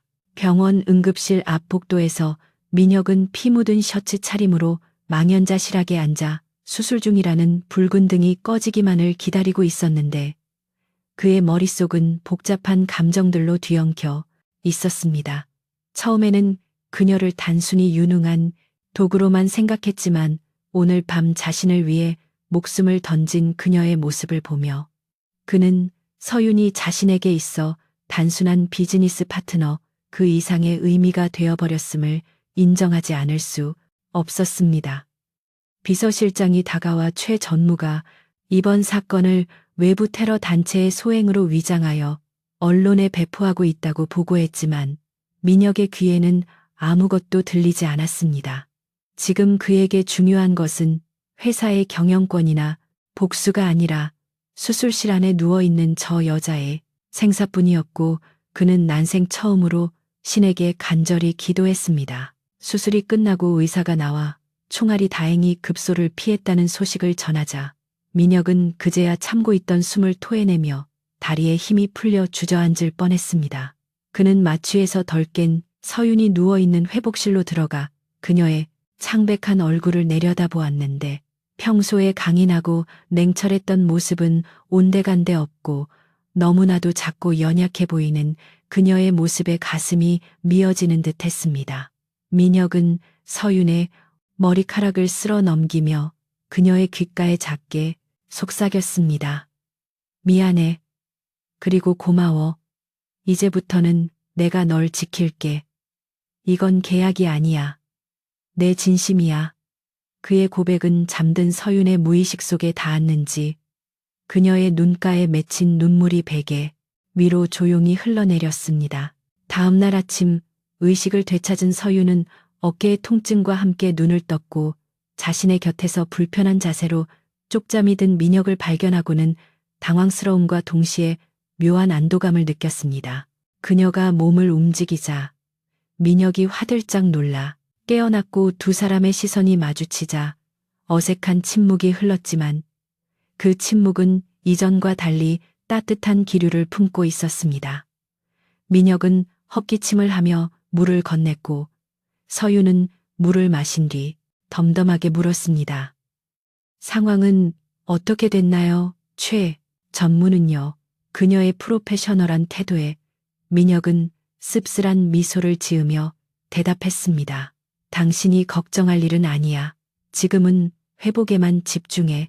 놈들에게는 당신이 흘린 핏값의 10배로 갚아줄 생각이니까. 민혁의 눈빛은 그 어느 때보다 차갑게 빛나고 있었지만 서윤을 바라보는 시선만은 다정하게 풀어져 있었고, 서윤은 그 변화를 감지하며 심장이 빠르게 뛰는 것을 느꼈습니다. 그녀는 자신이 민혁을 구한 것이 단순히 계약 때문만은 아니었음을 스스로 인정해야 했고, 이 위험한 남자에게 점점 더 깊이 빠져들고 있다는 사실이 두려우면서도 설레었습니다. 병실 창문 너머로 쏟아지는 아침 햇살은 두 사람을 비추고 있었지만 그들의 앞에는 최 전무와의 전면전이라는 거대한 먹구름이 기다리고 있었고, 이제 그들은 서로의 등을 맡긴 채 피할 수 없는 전쟁터로 다시 걸어 들어가야 했습니다. 서윤은 민혁의 손을 잡으며 결의에 찬 목소리로 말했습니다. 아직 끝나지 않았어요. 제가 퇴원하면 그때 진짜 반격을 시작하죠. 이번엔 제가 먼저 공격할 겁니다. 병원에서 퇴원한 서윤이 회사에 복귀했을 때 그녀를 맞이한 것은 동료들의 걱정과 환호가 아니라 등 뒤에서 들려오는 차가운 수군거림과 경멸 어린 시선들이었는데, 이는 그녀가 자리를 비운 사이 사내 익명 게시판과 증권가 찌라시를 통해 퍼져나간 악성 루머 때문이었습니다. 최무성 전무가 고용한 정보팀은 서윤의 과거 행적 중 설명되지 않는 공백기를 교묘하게 왜곡하여 그녀가 경쟁 기업에서 파견한 산업 스파이이며 강민혁 대표에게 의도적으로 접근해 회사의 기밀을 빼돌리고 있다는 그럴싸한 소설을 만들어 유포했던 것입니다.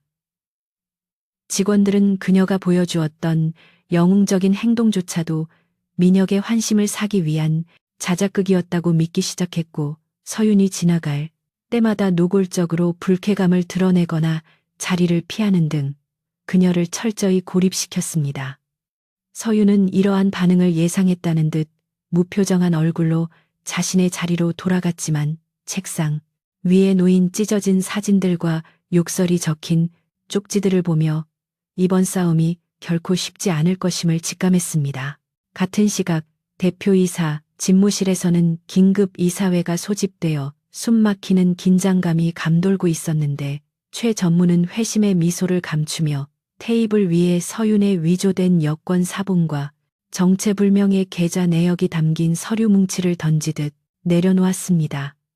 그는 이사들을 향해 열변을 토하며 강 대표가 여색에 빠져 회사의 보안을 위협하는 스파이를 곁에 두었다고 주장했고, 당장 서윤을 해고하고 법적 조치를 취하지 않으면 대표 해임안을 상정하겠다고 으름장을 놓았습니다.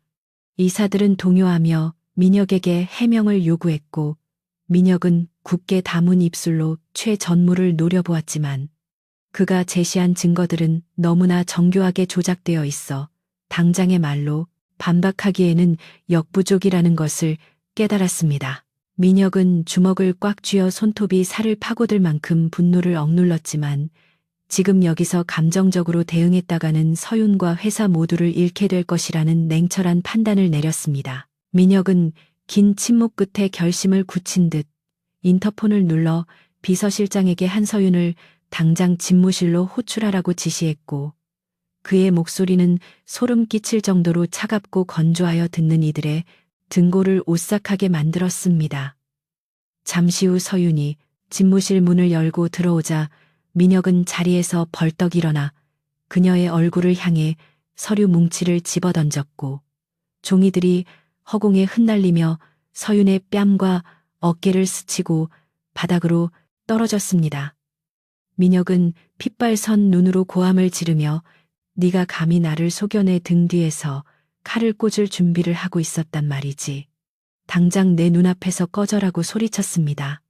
집무실 밖의 직원들은 통유리 너머로 보이는 이 충격적인 광경에 숨을 죽였고, 최 전무는 닫힌 블라인드 사이로 이 모습을 훔쳐보며 승리의 쾌재를 불렀습니다.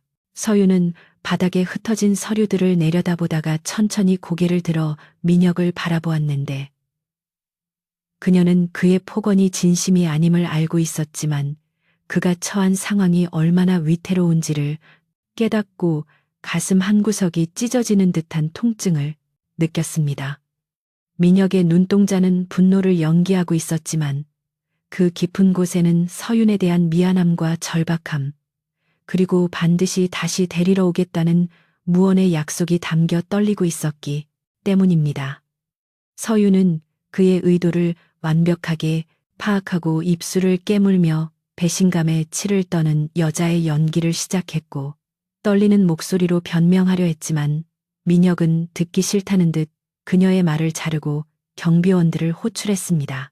이 연극은 적들을 안심시키고 서윤을 공식적으로 회사의 감시망에서 벗어나게 하여 자유롭게 움직일 수 있도록 만들기 위한 민혁의 뼈아픈 작전이었습니다. 경비원들에게 이끌려 회사 밖으로 쫓겨난 서윤은 초라한 박스 하나를 들고 로비 회전문을 나섰는데, 하늘에서는 마치 그녀의 처지를 대변하듯 굵은 장대비가 쏟아져 내리고 있었습니다. 그녀는 우산도 없이 비를 맞으며 거리를 걸었고 차가운 빗물이 눈물과 섞여 볼을 타고 흘러내렸지만 회사 건물이 시야에서 사라지자 그녀의 표정은 순식간에 차갑게 돌변했습니다.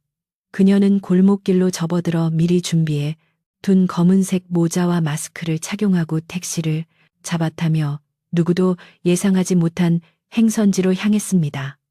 이제 그녀는 더 이상 재벌가의 신데렐라 약혼녀가 아니라 어둠 속에서 사냥감을 노리는 고독한 추적자로 돌아왔고 최 전무가 승리의 도취에 방심하고 있을 지금이 반격의 기회라고 판단했습니다. 서윤이 도착한 곳은 서울 변두리의 허름한 모텔 방이었는데 그녀는 익숙한 손놀림으로 도청 장치가 없는지 확인한 후 침대 매트리스 밑에 숨겨두었던 고성능 노트북과 통신 장비를 꺼내 세팅했습니다. 그녀는 젖은 옷을 갈아입지도 않은 채 모니터 앞에 앉아 빠른 속도로 키보드를 두드리기 시작했고 그녀의 화면에는 아름그룹의 비자금 장부와 최 전무의 개인 통신 기록을 해킹하는 코드가 붉은색으로 전멸하고 있었습니다. 민혁이 빛의 영역에서 적들의 시선을 끄는 미끼 역할을 하는 동안 서윤은 그림자 속에서 그들의 숨통을 끊어놓을 결정적인 증거를 찾아내야만 했고 이것은 두 사람이 말하지 않아도 합의한 최후의 작전이었습니다. 그녀는 밤을 새워가며 최 전무가 이용하는 페이퍼 컴퍼니의 자금 흐름을 역추적했고 마침내 그가 청부살인 업자에게 거액을 송금한 디지털 흔적을 발견했습니다. 한편 민혁은 서윤을 내친 후 폐인이 된 것처럼 술에 절어 지내는 연기를 하며 최 전무의 경계를 허물고 있었는데 그는 집무실에 틀어박혀 결제 서류를 미루고 외부와의 연락을 차단한 채 무기력한 모습을 보였습니다. 최 전무는 민혁이 완전히 무너졌다고 판단하고 이사들을 포섭하여 임시 주주총회를 소집하고 경영권을 탈취할 계획을 가속화했습니다. 그는 자신의 측근들에게 이제 강민혁은 끝났으니 마무리 작업을 준비하라고 지시하며 샴페인을 터뜨렸지만 그는 자신이 민혁이 쳐놓은 거미줄에 걸려들고 있다는 사실을 꿈에도 모르고 있었습니다. 민혁은 텅 빈 집무실에서 서윤이 남기고 간 안경을 만지작거리며 그녀가 보내올 신호를 기다리고 있었고 그의 눈빛은 술기운이 아닌 복수심으로 형형하게 빛나고 있었습니다. 며칠 뒤 서윤은 최 전무의 비밀 금고가 위치한 별장의 보안 시스템을 뚫기 위해 위험한 잠입을 시도했는데 그곳은 사설 용병들이 24시간 경계를 서고 있는 난공불락의 요새와도 같았습니다. 그녀는 칠흑 같은 어둠을 틈타 별장의 담장을 넘었고 적외선 감지기를 피하기 위해 고개에 가까운 유연성을 발휘하며 정원으로 스며들었습니다. 그녀는 순찰 중이던 경비병의 뒤로 소리 없이 다가가 그를 기절시키고 아이디 카드를 탈취한 뒤 지하 금고로 향하는 엘리베이터에 몸을 실었습니다. 심장이 터질 듯이 뛰었지만 그녀는 침착하게 호흡을 조절하며 마지막 관문인 홍채 인식기 앞에 섰고 미리 확보해둔 최 전무의 고해상도 사진, 데이터를 이용해 보안 시스템을 속이는데 성공했습니다. 금고문이 육중한 소리를 내며 열리자 그 안에는 현금 뭉치와 함께 최 전무가 그동안 저지른 불법 로비와 횡령, 그리고 청부 살인 지시가 기록된 비밀 장부가 고스란히 보관되어 있었습니다.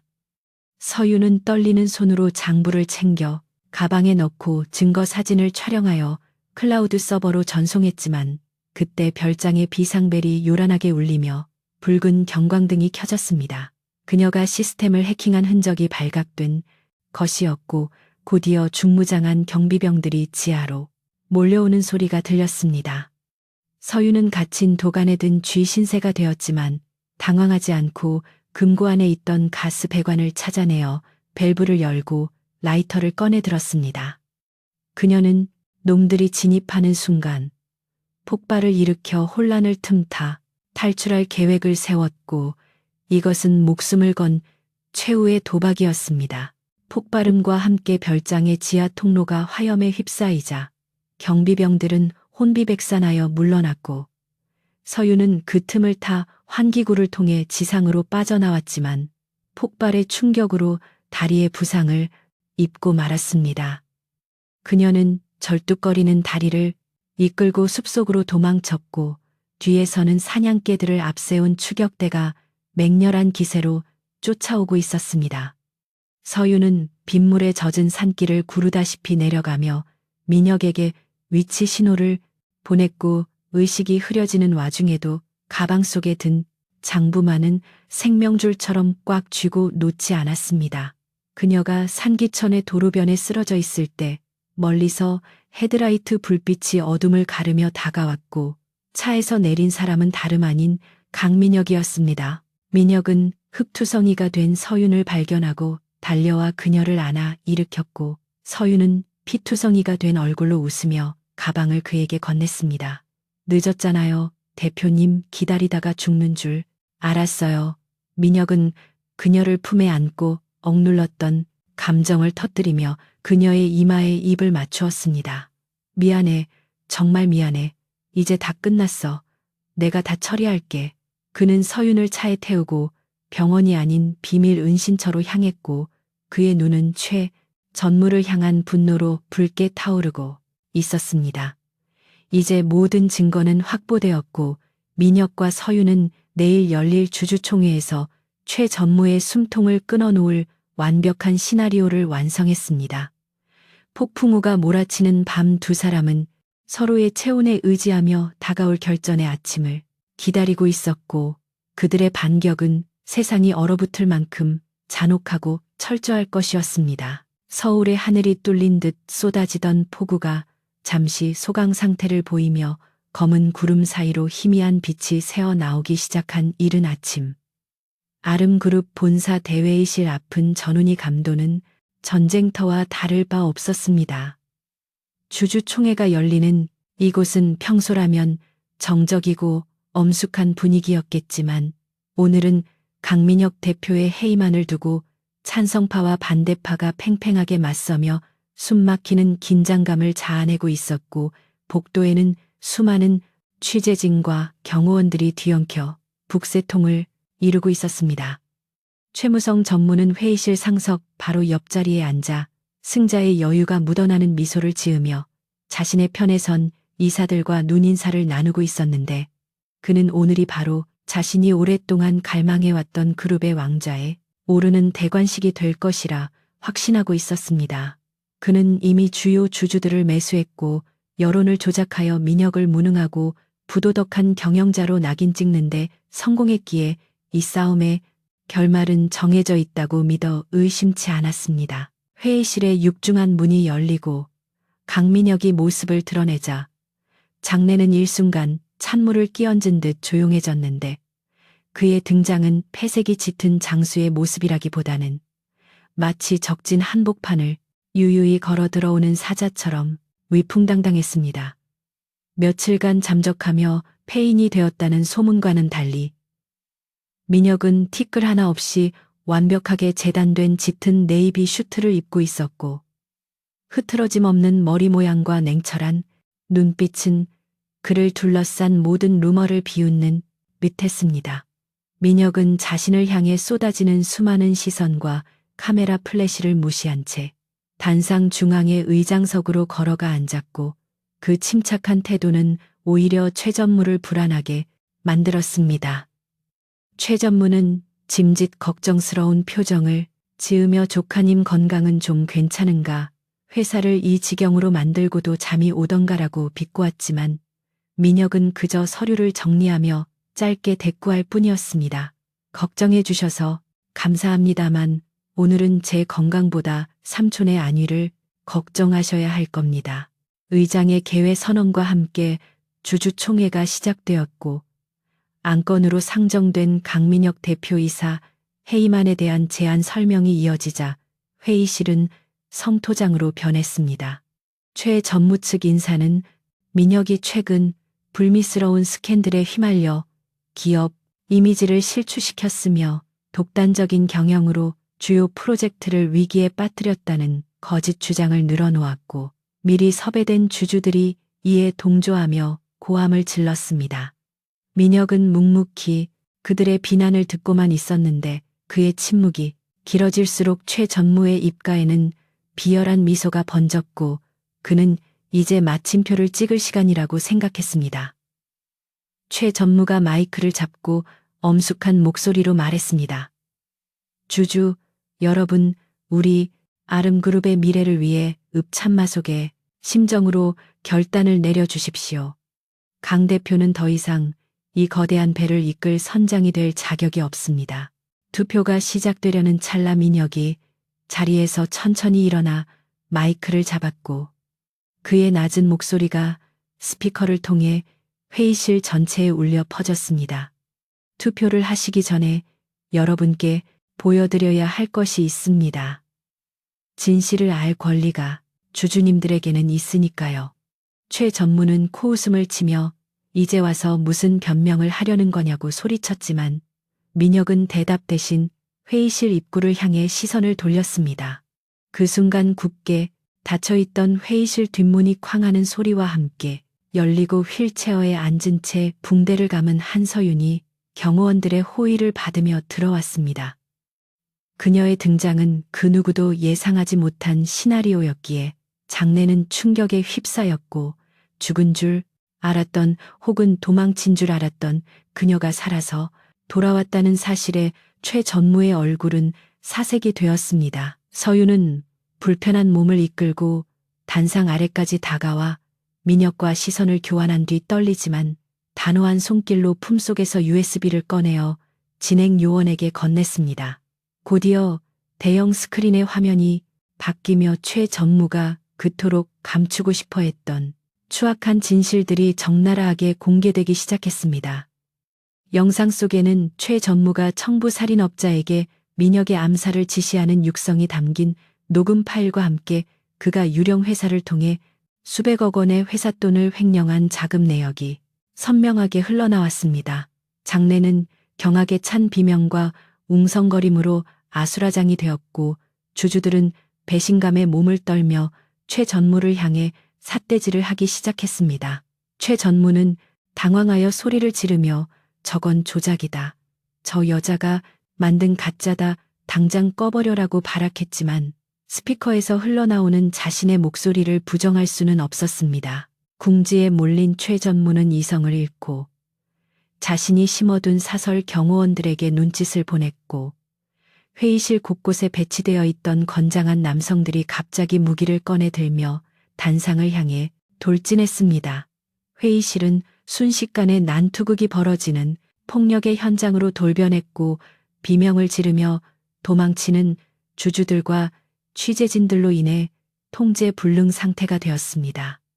민혁은 단상에서 뛰어내려 서윤의 앞을 막아서며 달려드는 괴한의 주먹을 피하고 날렵한 발차기로 상대를 제압했습니다.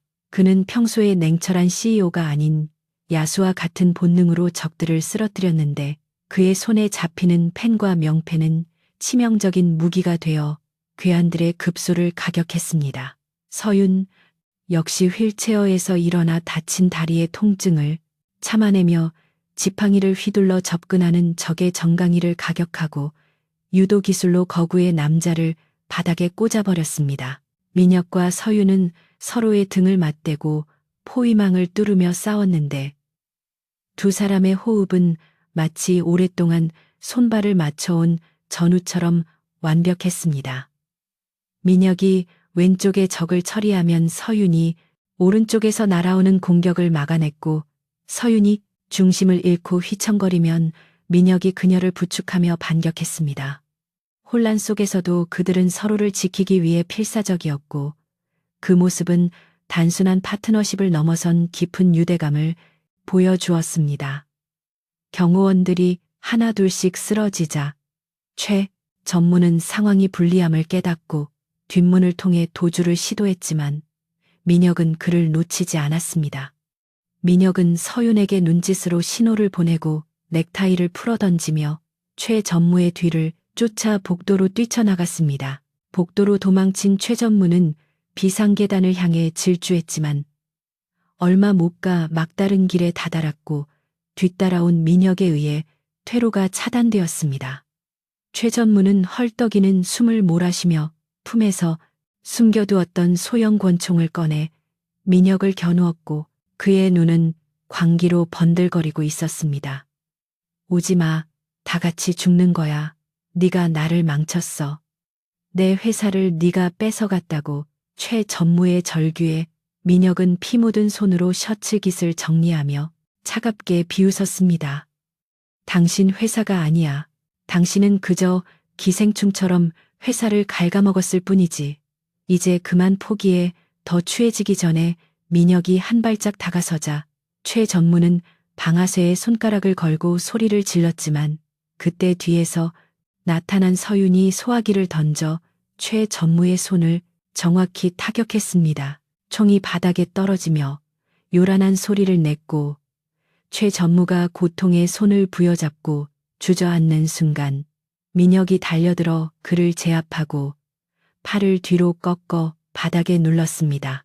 곧이어 사이렌 소리와 함께 미리 신고를 받고 출동한 경찰 특공대가 복도로 진입했고 최무성 전무와 그의 일당들은 현장에서 전원 체포되었습니다. 수갑이 채워진 채 끌려가는 최 전무는 민혁을 향해 저주를 퍼부었지만 민혁은 그를 쳐다보지도 않은 채 서윤에게 다가가 그녀의 상태를 살폈습니다. 괜찮아, 다친 데는 없어.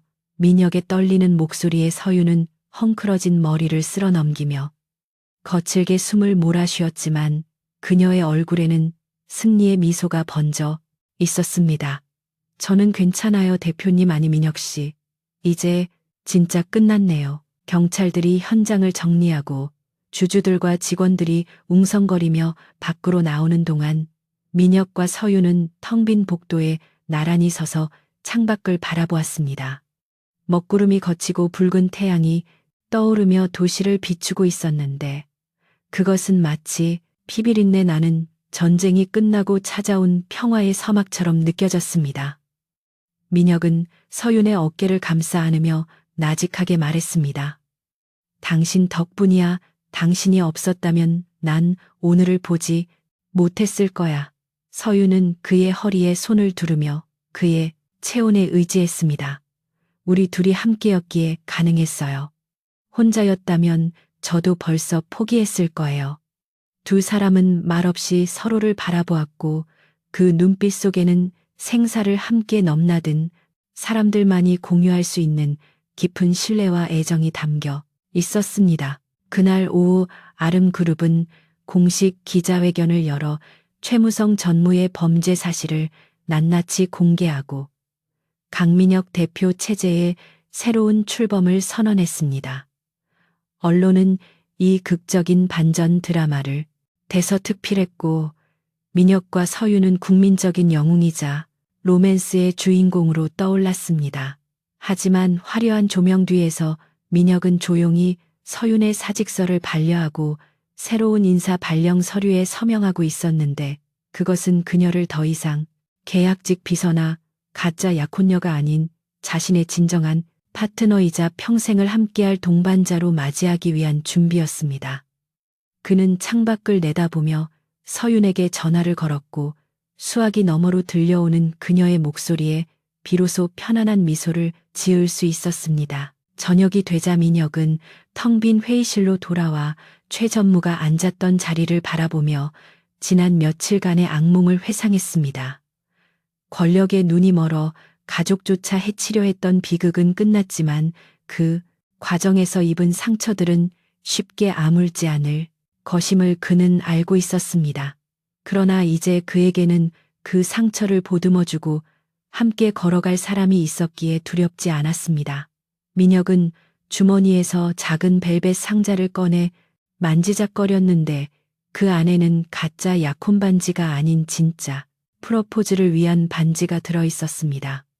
그는 이 반지가 단순한 장신구가 아니라 서윤에게 바치는 자신의 심장이자 맹세가 되기를 바랐습니다. 회의실 문이 열리고 서윤이 들어오자 민혁은 상자를 숨기지 않고 탁자 위에 올려놓았습니다. 그녀는 의아한 표정으로 그를 바라보았지만 민혁의 표정은 그 어느 때보다 진지했습니다. 서윤 씨, 우리 계약은 오늘부로 종료야. 하지만 나는 새로운 계약을 제안하고 싶어. 이번에는 기간도 조건도 없는 영원한 계약을. 민혁의 말에 서윤의 눈이 커졌고 그녀는 천천히 그에게 다가갔습니다. 민혁은 자리에서 일어나 그녀의 앞에 섰고 두 사람 사이에는 더 이상 거짓이나 연기는 존재하지 않았습니다. 오직 서로를 향한 진심만이 공기 중에 가득 찼고 그들은 다가올 새로운 미래를 향해 함께 발을 내디딜 준비를 마쳤습니다. 폭풍우가 휩쓸고 지나간 자리에 비로소 맑은 하늘이 드러나듯 아름그룹의 본사 건물 위로 쏟아지는 아침 햇살은 그 어느 때보다 눈부시게 빛나고 있었습니다. 최무성 전무와 그 추종 세력들이 일망타진된 후 회사는 빠르게 안정을 되찾아가고 있었고 혁신의 바람은 그룹 전체를 새롭게 뒤바꾸어 놓았습니다. 임직원들은 더 이상 줄타기를 강요받지 않고 오로지 실력으로 평가받는 투명한 시스템 속에서 활기를 되찾았으며 그 중심에는 강민혁 대표와 그의 든든한 파트너 한서윤이 있었습니다. 이제 한서윤은 더 이상 정체를 숨긴 안경 쓴 인사팀 직원이 아니었으며 그녀는 민혁의 공식적인 약혼녀이자 그룹의 보안 및 리스크 관리를 총괄하는 본부장으로서 당당하게 자신의 능력을 펼치고 있었습니다. 그녀가 복도를 지날 때면 직원들은 경외심 어린 눈빛으로 고개를 숙였고 그 시선 속에는 과거의 오해와 비난 대신 깊은 존경과 신뢰가 담겨 있었습니다. 민혁은 집무실 창가에 서서 평온해진 서울 시내를 내려다보며 지난 몇 달간의 치열했던 전쟁을 회상하고 있었는데 유리창에 비친 그의 얼굴에서는 예전의 날 선도기가 사라지고 한결 여유롭고 부드러운 기품이 흐르고 있었습니다. 그는 책상 위에 놓인 낡은 계약서를 집어 들었는데 그것은 서윤과 처음 맺었던 비즈니스 파트너로서의 약혼 계약서였습니다. 종이 한 장에 불과했던 이 계약이 두 사람의 운명을 송두리째 바꿔놓았다는 사실이 믿기지 않았고 민혁은 씁쓸하면서도 애틋한 미소를 지으며 계약서를 천천히 찢어 휴지통에 버렸습니다. 이제 그에게 필요한 것은 서로를 처맘에는 법적인 구속력이나 조건부 거래가 아니었으며 그는 서윤과의 관계를 원점에서부터 다시 정립하고 싶다는 강렬한 열망을 느끼고 있었습니다. 그때 노크 소리와 함께 서윤이 들어왔고 그녀는 깔끔한 화이트 슈트를 입고 자신감 넘치는 발걸음으로 다가왔습니다. 서윤은 민혁의 책상 위에 결제 서류를 내려놓으며 프로페셔널한 미소를 지어 보였지만 민혁은 서류에는 눈길조차 주지 않은 채 그녀의 얼굴을 뚫어지게 바라보았습니다. 오늘 저녁 스케줄은 비워도 갈 곳이 있어. 민혁의 갑작스러운 제안에 서윤은 의아한 표정을 지었지만 이내 고개를 끄덕였고 그녀의 심장은 묘한 기대감으로 두근거리기 시작했습니다. 업무적인 일인가요? 아니면 사적인 일인가요? 서윤이 짓궂게 묻자 민혁은 자리에서 일어나 그녀에게 다가가며 낮게 속삭였습니다. 공과 사를 구분할 수 없는 아주 중요한 일이야. 그리고 자네가 반드시 들어야 할 대답이 있기도 하고. 그의 말은 수수께끼처럼 들렸지만 서윤은 그 속에 담긴 진중한 무게를 느낄 수 있었고 오늘 밤 무언가 결정적인 순간이 찾아올 것임을 직감했습니다. 해가 저물고 도시가 황금빛으로 물들 무렵 민혁은 서윤을 데리고 남산의 한 프라이빗 레스토랑으로 향했는데 그곳은 일반인의 출입이 통제된 채 오직 두 사람만을 위해 예약되어 있었습니다. 테라스 아래로 펼쳐진 서울의 야경은 마치 보석함을 엎어놓은 듯 반짝이고 있었고 은은한 조명과 감미로운 재즈 선율이 흐르는 공간은 로맨틱한 분위기를 자아내고 있었습니다. 하지만 두 사람 사이에는 여느 연인들과는 다른 팽팽한 긴장감이 흐르고 있었는데 그것은 서로에 대한 탐색이 아니라 너무나도 커져버린 감정을 어떻게 표현해야 할지 모르는 서툼에서 오는 침묵이었습니다. 웨이터가 와인을 따르고 물러가자 민혁은 와인 잔을 들고 서윤을 응시하며 입을 열었습니다. 기억나나 우리가 처음 만났던 그날 밤, 자네가 내 품에 쓰러지면서 했던 말 말이야. 서윤은 얼굴을 붉히며 와인잔을 만지작거렸는데 그날의 기억은 그녀에게 흑역사이자 동시에 인생의 전환점이기도 했습니다. 그때 저는 취해 있었고 제정신이 아니었죠. 독이 든 잔을 막아야 한다는 생각뿐이었으니까요. 서윤이 변명하듯 말하자 민혁은 고개를 저으며 부드럽게 말을 이었습니다. 아니 독 이야기 말고 그 전에 했던 말 사장님. 제가 진짜 좋아하는데요. 라고 했던 그 고백 말이야. 민혁의 지적에 서윤은 말문이 막혔고 심장이 터질 듯이 뛰기 시작했습니다. 민혁은 자리에서 일어나 천천히 테라스 난간 쪽으로 걸어갔고 서윤도 홀린 듯 그를 따라가 나란히 서서 밤하늘을 올려다보았습니다. 민혁은 밤바람에 흩날리는 서윤의 머리카락을 넘겨주며 진지한 눈빛으로 물었습니다. 그때 그 말 정말 100% 연기였나? 아니면 아주 조금이라도 진심이 섞여 있었나? 서윤은 민혁의 깊은 눈동자 속에서 자신의 모습을 발견하고 더 이상 감정을 숨길 필요가 없음을 깨달았습니다. 그녀는 심호흡을 하고 민혁을 똑바로 바라보며 솔직하게 털어놓았습니다. 처음엔 연기였어요. 접근하기 위한 수단이었죠. 하지만 당신과 함께 죽을 고비를 넘기고 서로의 등을 맡기며 싸우는 동안 그 거짓말은 점점 진실이 되어갔어요. 지금은 연기가 아니에요. 민혁 씨를 지키고 싶은 마음도 곁에 있고 싶은 마음도 모두 제 진심입니다. 서윤의 고백은 화려한 수식어 없이 담백했지만 그 어떤 시보다도 강렬하게 민혁의 가슴을 울렸습니다. 민혁은 벅차오르는 감정을 억누르며 그녀의 손을 잡았고 그의 손은 미세하게 간정을 떨리고 있었습니다. 민혁은 주머니에서 작은 벨벳 상자를 꺼내 들었는데 그 안에는 화려한 다이아몬드가 아닌 두 사람의 이니셜이 새겨진 심플하지만 묵직한 백금 반지가 들어 있었습니다. 그는 반지를 꺼내 서윤의 손가락에 끼워주기 전 그녀의 눈을 깊이 응시하며 말했습니다. 그날 아침 내가 로비에서 자네를 약혼녀라고 선언했을 때 사람들은 모두 얼어붙었었지. 하지만 그건 나를 지키기 위한 거짓말이었어. 민혁은 잠시 말을 멈추고 서윤의 손등에 입을 맞춘 뒤 확신에 찬 목소리로 말을 이었습니다. 이제 나는 진짜를 원해. 가짜 약혼녀가 아니라 내 평생의 동반자로 내 곁에 있어줘.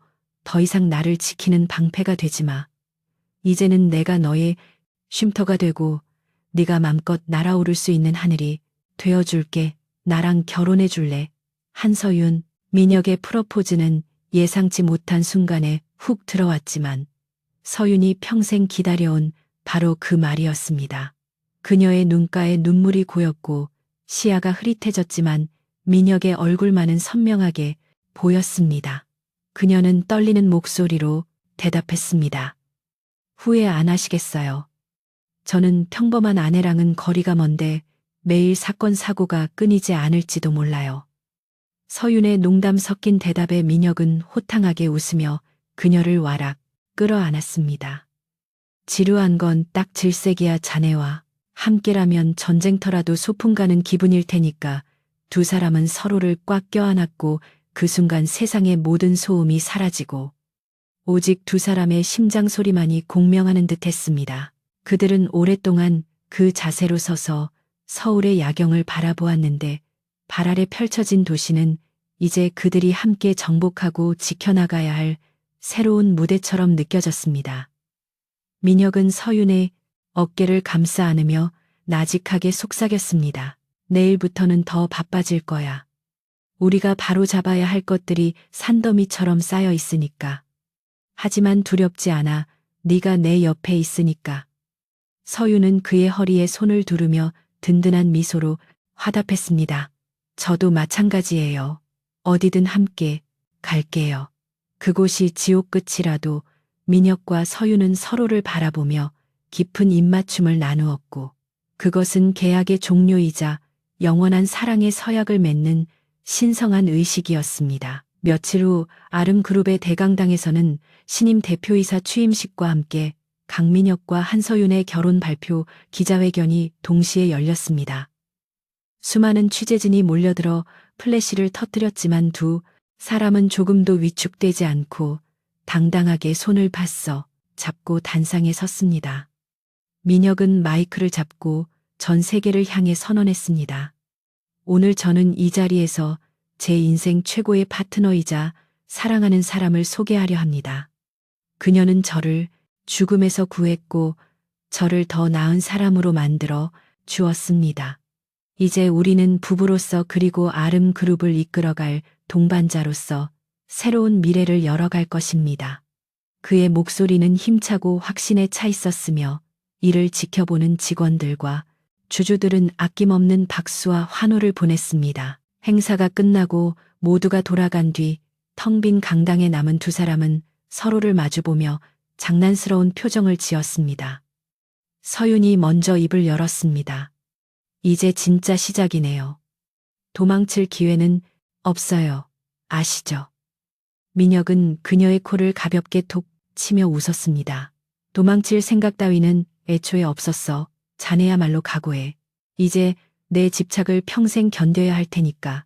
두 사람은 서로의 손을 잡고 강당을 빠져나가 로비를 가로질러 밖으로 향했습니다. 회전문 밖에는 찬란한 햇살이 쏟아지고 있었고 그들이 걸어가는 길 위로 길게 뻗은 그림자는 하나로 합쳐져 흔들림 없이 나아가고 있었습니다.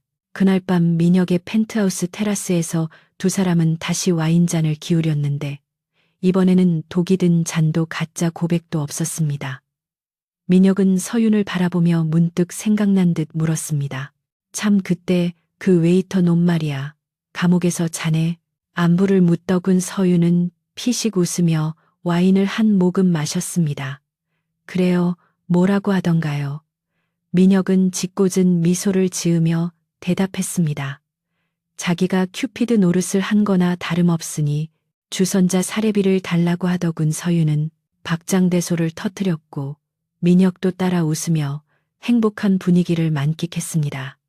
과거의 악연조차도 이제는 웃으며 이야기할 수 있는 추억이 되었고 그들의 앞날에는 어떤 시련이 닥쳐도 함께 이겨낼 수 있다는 믿음이 굳건하게 자리 잡고 있었습니다. 이야기의 끝에서 그들은 단순한 해피엔딩의 주인공이 아니라 스스로 운명을 개척하고 승리한 정복자들의 모습이었습니다.